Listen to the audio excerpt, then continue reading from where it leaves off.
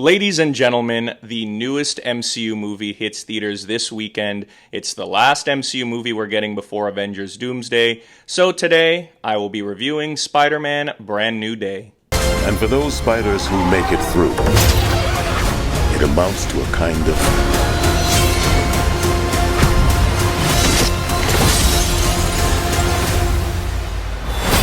rebirth. So in this review, I'm going to do things a little bit differently than the ones that I've done in the past on my channel. In this one, I'm kind of going to just talk freely and maybe rant a little bit about the things that worked and the things that didn't for me. This first portion is going to be completely non-spoilers, but it is going to be a little bit shorter because a lot of the plot beats and characters I want to touch on are going to contain spoilers, so I just wanted to preface that going forward. So yeah, let's dive right into it. The first thing I wanted to talk about was the directing in this movie. The movie was directed by Destin Daniel Cretton. He did Shang-Chi. He did a movie called Just Mercy that I really liked with Michael B. Jordan and Brie Larson. I think that the directing in this movie was really, really top-notch. I understand that he was also going to be doing the Avengers Kang Dynasty movie before that kind of got switched over into Doomsday and the Russo brothers came in. But I would really be interested to see how he would deal with an Avengers lineup, because this movie has quite a few cameos, characters in it, and I think that he handles them all really well, and they're all there for a reason. So yeah, I wanted to shout out the directing. I think that they should definitely give him a lot more roles going forward in the MCU, maybe as they get into the mutant saga, as they call it, or just he in Hollywood in general. I think he deserves to get more movies. So yeah, hopefully he can get some more opportunities going forward. The next thing that I thought was really great about this movie was just the way it looked.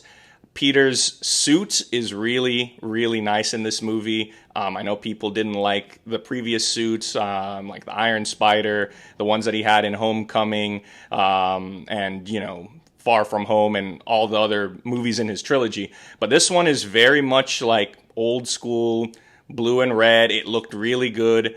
And just in general, the movie looks really great. Sorry, I'm just, reading off of my my notes here. But yeah, the movie looks really great. The action scenes are really well put together and choreographed.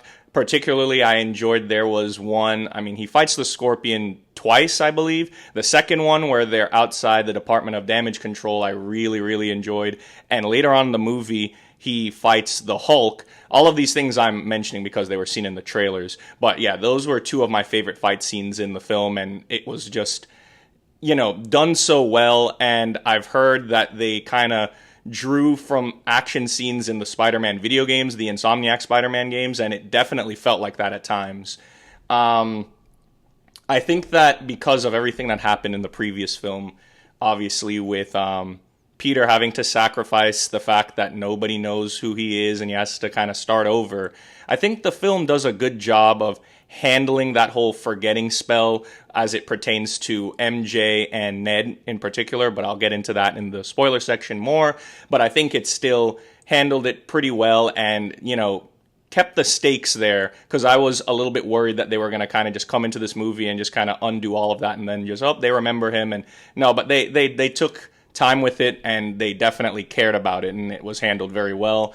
I kind of mentioned this already. There's quite a few cameos in this movie. Some of them were already shown in the trailer.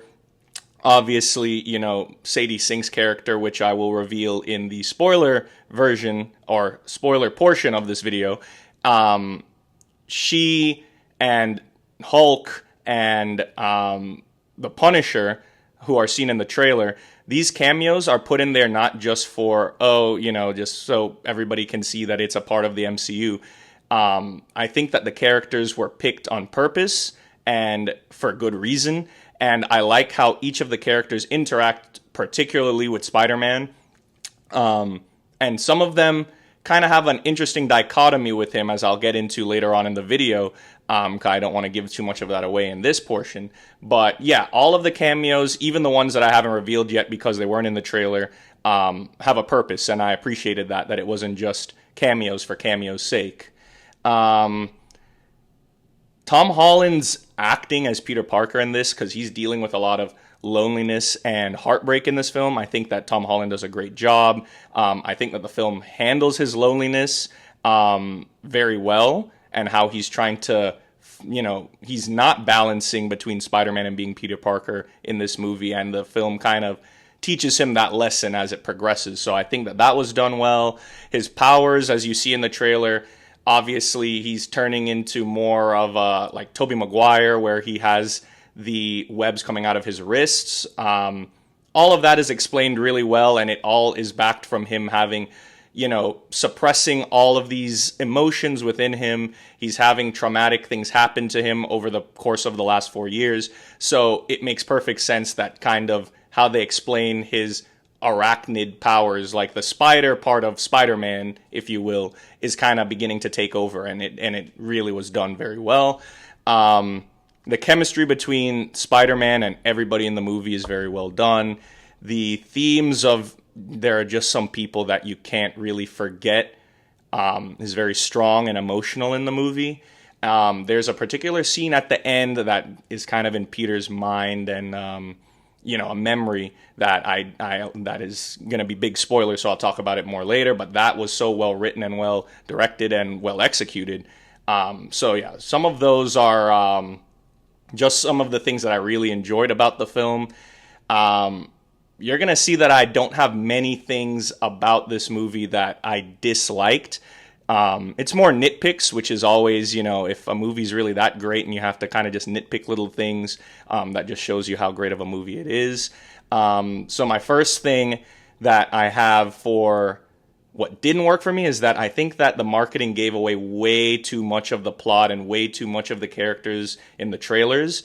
I would have really loved if somehow they could have kept it secret that the Punisher was going to be involved, or Bruce Banner, or even if they showed Bruce Banner in that scene where they're at the college from the trailer, but they don't show the Hulk. They tried their best with the Sadie Sink character. I'll get into that. But yeah, this movie kind of, I feel like all the fights you see from the trailer, are the ones from the movie. They kind of didn't leave anything too much for you in the movie to look forward to. Everything you see in the trailer is kind of what you're getting, and I really wish they could have found a way to keep some things hidden, because I think that the experience of seeing it in live time would have been 10 times better. I have a couple villain issues, but those are strictly spoilers, so I'll get into those in a little bit. There is, obviously, the Sadie Sink is one of the villains. There is one that I consider kind of a twist villain, if you will. But I have little issues with both of those characters. And the last thing is Peter's financial situation. This is really mostly a nitpick. In this movie, you kind of see him in a similar apartment, or maybe it's the same apartment that he had at the end of No Way Home. But with this new apartment, within this time frame, he's kind of gotten all this tech. He has a version of Jarvis / Friday kind of going on within his suit, which I can, all that's fine because Peter Parker is meant to be a genius. But this movie does not show him having a job or a source of income, unless the city's just paying Spider-Man, but they don't mention anything about that. So I just thought it was interesting. It was just something a question popped into my head while I was watching, where is he getting all the money to do these things? He's constantly buying flowers for Aunt May's grave and everything, which I know flowers aren't terribly expensive, obviously. But at some point over the last 4 years, you'd think that he would have had a job or something to get some source of income, but they don't, I'm not saying that maybe he did have one, but they don't mention it in the movie. So I thought that was interesting. All right, so that does it for my non-spoiler thoughts. I know it was very short, very vague, but yeah, the spoilers I'll get into, individual characters and plot beats that I really liked or didn't like. But yeah, so this is your spoiler warning. Going forward, I'm going to be revealing who different characters are, who some cameos are. So just if you are not interested in knowing that right now, or you haven't seen the movie yet, definitely go watch the movie and then come back to this part and finish the video. So, all right, spoiler warning. So the first thing, I'm just going to get this out of the way right now. So Sadie Sink does play Jean Grey. Unfortunately, because of chatter online, I mean, a lot of people already saw this coming, or it was already theorized in so many YouTube videos, talked about on Twitter and all over the internet. So when the reveal ended up happening, unfortunately, it didn't land like I think the movie would have wanted it to. I find it interesting that during the marketing, since Sadie Sink joined the press junkets, they didn't just at that point rip the Band-Aid off and kind of just say, hey, she is this character. I guess they were just kind of, stick with it. But my theater didn't really have a reaction to it. Like, it's shown like on a screen when they're searching up who this person is, and it just shows Jean Grey, and then like I feel like most people kind of anticipated that. However, she is the villain for, I'd say, like 3/4 of the film. The movie tries to play her as sympathetic, and she is sympathetic in the end once you find out her backstory and her relationship with the Department of Damage Control. However, I felt in this movie, just because I know she's more than likely, Sadie Sink must have signed a contract for multiple movies, and I assume that the character will show up in, the Mutant Saga and whatever movies they got going on. But I thought that this movie kind of, at parts, made her seem a little bit too villainous. So to give a little bit of a backstory for her, she and her sister both have the same powers, telekinesis, and at some point in the past, the Department of Damage Control kind of just shows up to this park, shoots a dart at the sister, ends up kidnapping her, and taking her in for experimentation. So I understand her beef with the Department of Damage Control, because as the film goes on, it's kind of still a mystery who she is at that point, and she's just attacking the department's different locations around New York, trying to find something that's called VMAX. And, it's unraveling, which makes sense why she would have beef with them.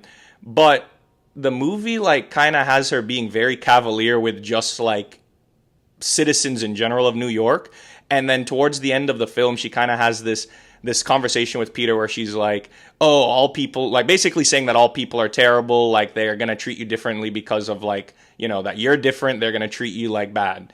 I didn't buy that, because in the flashback, they mentioned that her mom kind of abandons her and her sister, which I can understand that, she'd have beef with the mom. And then obviously the Department of Damage Control see them as like objects to experiment on. So I understand her beef with them. So I would have preferred if they kind of wrote her in that beginning part as that, it's fine that she's doing, you see it in the trailer, like she's able to basically jump from people's bodies to other ones, just keep on jumping around. That doesn't seem to like hurt anyone, so I didn't mind her doing that. But there were certain things, like there's a whole tank scene that you see in the trailer where he interacts with Frank Castle. Definitely people are getting injured, if not getting killed in that, and she didn't seem to very much care. Like, it didn't matter because she's trying to find her sister. And there's literally a whole scene where she, quote unquote, I guess you could say, possesses a pedestrian and is talking to Spider-Man, and she keeps on just showing him like how powerful she is, keeps on jumping around to different people within the vicinity, and she ends up taking like this old man, like he looked like he maybe was like a construction worker, and just has him back into traffic, and he gets hit by a car.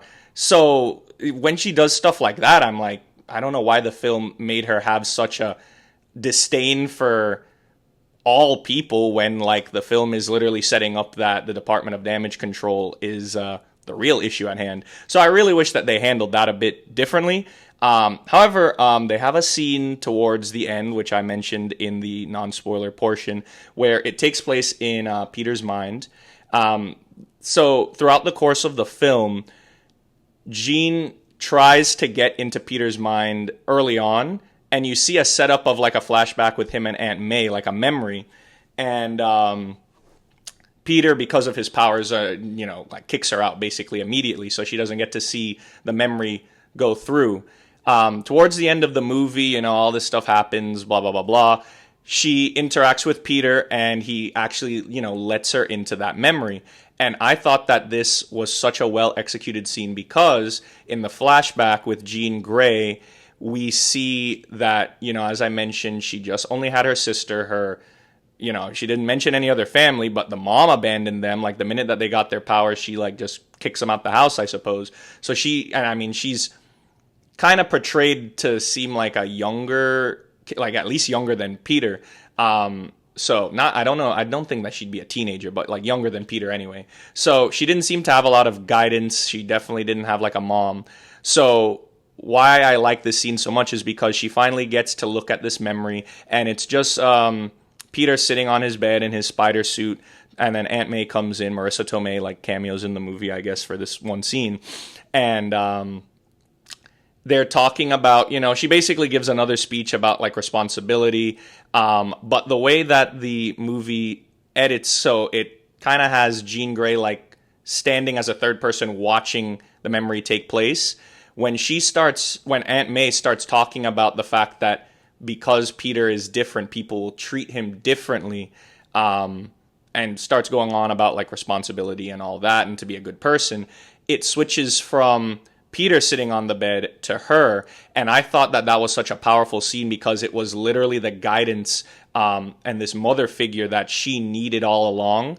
And Peter kind of lets her in to see kind of what he's been missing or why he's been so distraught, like losing his aunt. And the way Sadie Sink plays it, the way Marissa Tomei plays it, Tom Holland, all three of them in that scene is so well done, and it just worked so well for what they were trying to portray Jean Grey as for her character. So yeah, that was like one of my favorite scenes. Obviously, Jean Grey ends up escaping, if you want to call it that, from the department, and Peter kind of lets her go, and she's off going somewhere. We just see her on a bus, so she'll probably pop up in maybe Secret Wars or won't come back until the whatever X-Men movies they're gonna have afterwards. So I still thought that it was a really well done character. I just wish that they didn't hit so hard in the beginning with like the villainy that she was going through, because it was like a little bit borderline on like the cruel. Oh, and I also forgot, there's a scene where she kind of possesses MJ and tricks Peter into thinking that she gets her memory back, and that was a completely fucked up situation. I thought that was borderline irredeemable, at least from Peter's perspective. But again, like I can kind of understand her coming after Spider-Man, but like putting poor MJ into this, and she ends up throwing MJ off like a building or whatever so Peter can go rescue her. I don't know, I just felt like the way that she was acting outside of the Department of Damage Control and Peter, like she was just kind of like not caring about anybody else's life. So all right, the next, I guess you can call it big cameo, she's in like 2 scenes. Yelena, Black Widow, whatever she's called now, from the Thunderbolts, is in this movie. She is basically Peter's contact when he's seeing that these people are getting mind controlled or somebody's like, taking over their body, whatever. So again, like I said, these cameos aren't just here for no reason, because Peter himself is going through a period of time that he's just completely thrown himself into being Spider-Man, completely thrown himself into being a superhero, and he doesn't have much time for any relationships outside of that. And like he only ever talks to, Frank Castle, he talks to the police as Spider-Man, but he doesn't have like a relationship with anybody outside of the suit, basically.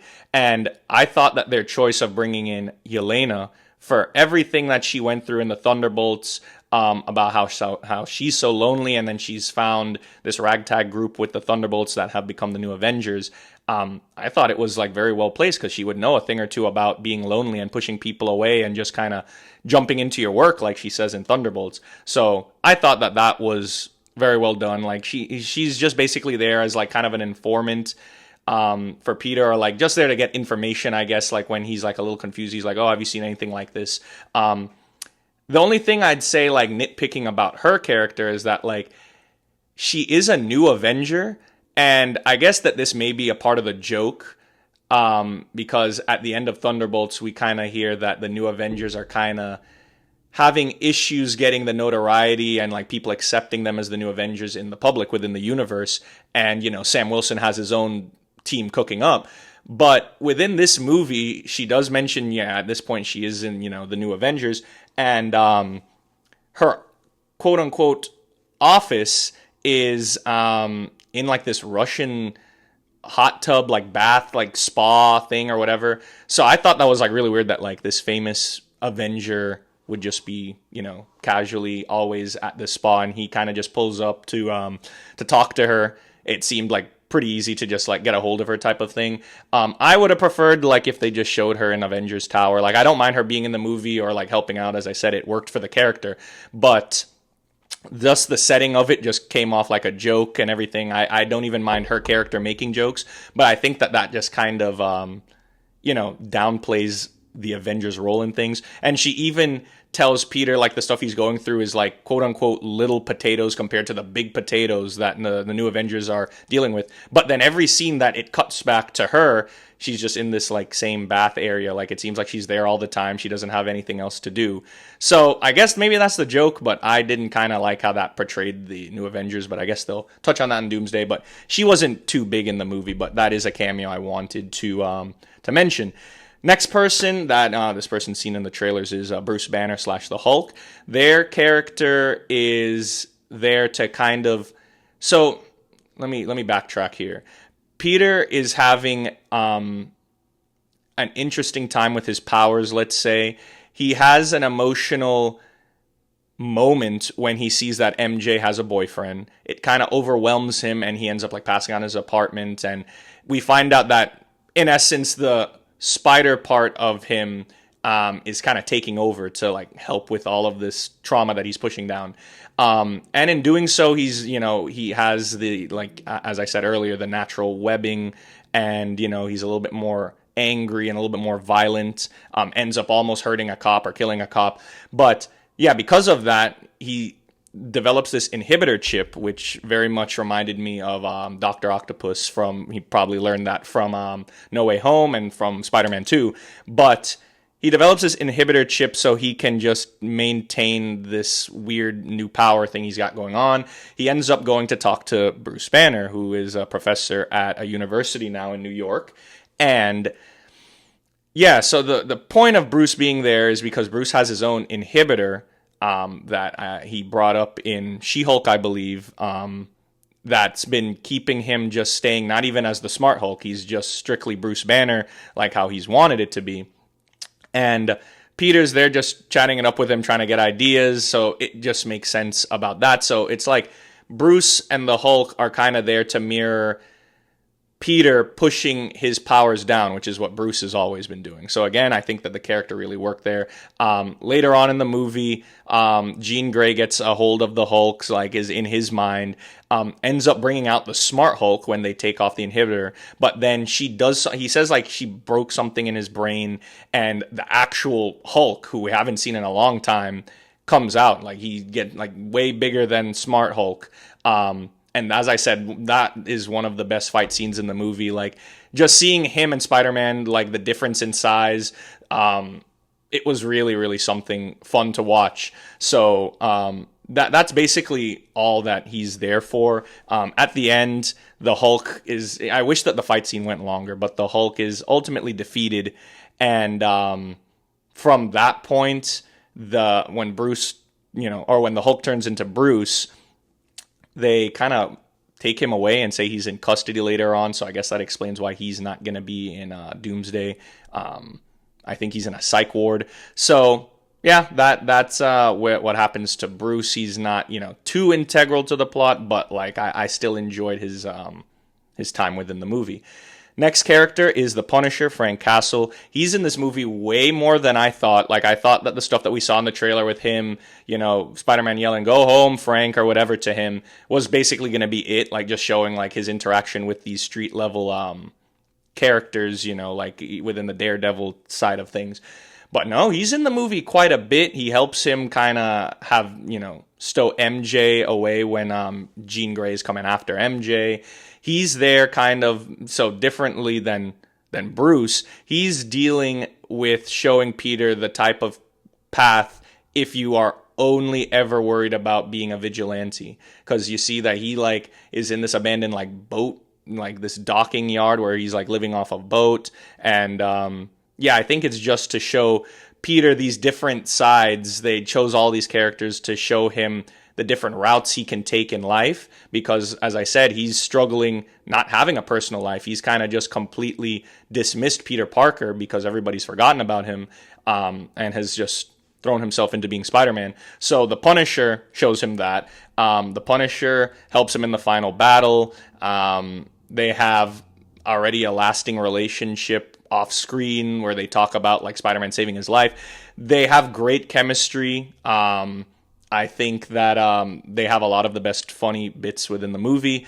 In the end, obviously the same way that his argument with Daredevil is, Frank Castle is trying to kill Jean Grey for all the havoc she's causing in New York, and Spider-Man isn't down with that. He doesn't want to do that, just like how Daredevil and him are always going back and forth.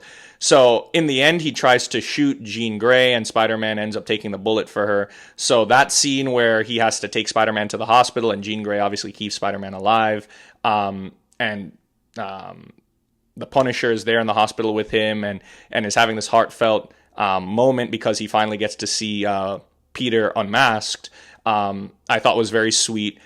Everything with them two in the movie was very well done, and I'm very surprised that they had him in it so much. Next two characters are Ned and MJ. I'm just going to throw them in together because this movie kind of deals with them obviously as a trio, like they were in the previous movies, and then delves more into like his relationship with MJ. But yeah, throughout the movie, Peter is following like Ned on Instagram, and in the beginning of the movie is them starting their time at MIT, and it shows 4 years that like he's been basically just keeping up with them without interacting with them. And one day they randomly just move back to New York. Like Peter's there, like buying flowers for Aunt May's grave again, and he just sees Ned walk in, follows him to the house. Like kind of stalks him a little bit, I guess, and follows him to their new apartment, and they're having like a housewarming party or whatever, which is where, as I said earlier, he sees MJ kissing this new guy who's literally only there for that one scene and is never seen again. So yeah, that's how the powers start coming through and all that nice stuff. The relationship between Peter and the other two, I'll start with MJ. So MJ and him, basically, as I said, Jean Grey ends up possessing him and like kind of messes with Peter's mind in that way, making him think, oh, MJ remembers. MJ's with him a decent amount because he's trying to protect her and knows that Jean Grey knows about her and is trying to harm her to get to him. And so he goes and takes her to the Punisher's place, and they're chatting it up and having this nice flirty banter actually back and forth while they're at Punisher's. He ends off going off to, do what he's got to do. And when he comes back, the letter that he was originally going to give her in the previous film that he never ended up doing, she finds it. They confront she confronts him. They talk about it a bit. That's a very emotional scene where she basically says, like, I can understand why, the person that you wrote this to loves you, but I don't love you. And it was, like a stab to the heart for him and stab to the heart for everybody in the audience. But it makes sense. However, the bright side in that is that, after they have this discussion, he takes her back to the apartment, and she actually seems as though she's willing to have some sort of friendship with him or keep him around, because she says, he's still in full Spider-Man gear. Why don't you come up and see Ned? And they go up there, and this is one of the sweetest scenes in the movie. Ned is this like big Spider-Man fan and like has developed this tracker for people who have sightings of him around New York, and wants to like meet him to thank him personally for all of the times that he's rescued them, like in the previous movies. And when they're sitting there, as I said, he's in his full Spider-Man suit. Ned doesn't know he's Peter Parker at this point. They're sitting there in their, like, the living room area. They're doing Legos together. They're, like, quoting movies and everything, like, as if they're, like, old buddies. And it was so sweet because it's, like, sometimes, even though, like, because, like, Ned obviously didn't change. He just, like, because of the spell, forgot about Peter Parker. But their personalities are still going to be the same, and they're obviously going to gel really well together. So it just showed that it's like, even though he doesn't remember who Peter is and doesn't have those memories, how natural they can just turn into friends was really heartwarming. And then MJ kind of tells him, oh, you should let him know that you're Spider-Man, blah, blah, blah, blah. But he has to run off and do the third act before all of that can happen. Yeah, I thought that scene of them in the apartment was really telling of the care that they took, like I mentioned in the non-spoiler part, with the whole spell that Doctor Strange had to put on everyone. Because at the end of the film, the last scene is literally Peter Parker deciding, I'm going to just go up to Ned and introduce myself as Peter Parker. And at that point, MJ had accidentally slipped that Spider-Man's name, his first name is Peter. So he goes up to Ned and says, hi, I'm Peter Parker. And then he goes to shake his hand, and then Peter starts doing that handshake that him and Ned had from the previous trilogy. And Ned, without like thinking about it, just like, it's like muscle memory, just starts doing it. And like, it seems like the wheels are starting to turn in his head, and then he just says, Peter? And then that's how the movie ends. So I don't know where that's going to lead. I just think that was, they handled it in an interesting way, dealing with the whole memory thing, where it's like, there's just some people you just don't forget. Like, he forgot all about Peter Parker, but somehow within his brain, within his soul, if you will, he remembered how to do all of these different things that how would he if, Peter didn't exist. So I thought that was very well done. To touch on the quote-unquote secondary villain really quickly, Metzger, he's like the director of the Department of Damage Control. I guess they were trying to play him off as like a twist villain. As I mentioned, he and his guys are the ones that kidnapped Jean's sister. I thought he was a little one note, like he is just like this guy, I just want to take in these people and experiment on them so I can use their stuff for the quote-unquote betterment of mankind or society, whatever they're saying. So I think that he's going to be that driving force of like X-Men are bad or mutants are bad going forward, because he ends up surviving and like running off in this movie. So I assume he'll come back later on down the line and be that point of, oh, these mutants have to go, and why the mutants are or why Magneto, I guess, will be anti-human, So I think he'll come back and be more of that foil, but that was it. Last character is Spider-Man himself. As I said, like, Tom Holland plays Spider-Man really well. His chemistry with all of the people on the screen, he's very charismatic. All the people in New York love Spider-Man within this movie. He shows, like, within his arc of him doing this balance between, I'm going to completely be Spider-Man and just push down this person that I was before, because it's too hard for me to reconcile with this person I was and nobody remembers me, and to feel these feelings. It just bottled up so much that it started making his body do all these things. In the end, he embraces being both, which I think was very beautiful. His relationship with DeWolf, who I believe is maybe a captain in the police force. I liked their interactions from the beginning of the film to the end, where they kind of seems like they're becoming like actual friends. Same thing with him and Frank Castle. It seems like they're actually becoming friends now. And the movie leaves room for his relationship with MJ and Ned to grow. And what I appreciated is that they didn't just go and say, oh, we're going to undo the spell. It's a lot of, like, the movie's literally called Brand New Day. It's like giving a fresh start to things. But still, look, you might have to say goodbye to things of the past, but it is in a more, optimistic way, being able to take opportunities that can build towards a new future, basically. So, I really enjoyed how the film did that. To move on to my last bits of this review, because this review is very different and very ranty, it is a bit long. So not to make it go too long, let's finish up with this. There is just one post-credit scene. There's no mid-credits. The post-credit scene just shows Ned's app that he developed for tracking Spider-Man, and it just shows him like finding Spider-Man off-world. It doesn't show like a planet or anything. I'm assuming that that's for Secret Wars. I don't think he'll be in Doomsday. I could be wrong, but I know that within Secret Wars that Doom creates a battle world, and I think he'll be involved in that. And then they'll probably have more. He'll probably have another trilogy, maybe another 2 movies, but that was the tease at the end, but nothing too big. So yeah, the movie wasn't, like I said, just a brand new day for Spider-Man. I think this is like a brand new day for the MCU. I think that the MCU had to embrace changing course with all of the Kang stuff that happened, and having to pivot to Doom. I think that this is just showing, a perfect dichotomy between Spider-Man having this new lease on life, so too can we say about the MCU going forward. So this movie was great. I gave it 4 out of 5 stars. I definitely recommend watching it. As I said, it looks really great. It's a shame that it couldn't be on IMAX. But the Odyssey also looked great too. So there's 3 good movies back to back. We had this, right, but Thunderbolts, and then we had Fantastic Four and then Thunderbolts. All 3 good. It seems that Kevin Feige has kind of convinced Disney that we don't need to just be putting out random things now, and they can take some time to care about these characters like how we used to really love the movies back then. So hopefully they're going back to formula, lack of better phrasing. That basically wraps up my review for Spider-Man Brand New Day.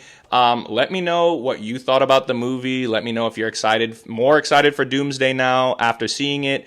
Let me know if you're excited to see Tom Holland Spider-Man show up in an Avengers movie or have a new trilogy. I'd love to hear from you guys. But for now, I will catch you all in the next one. Take care.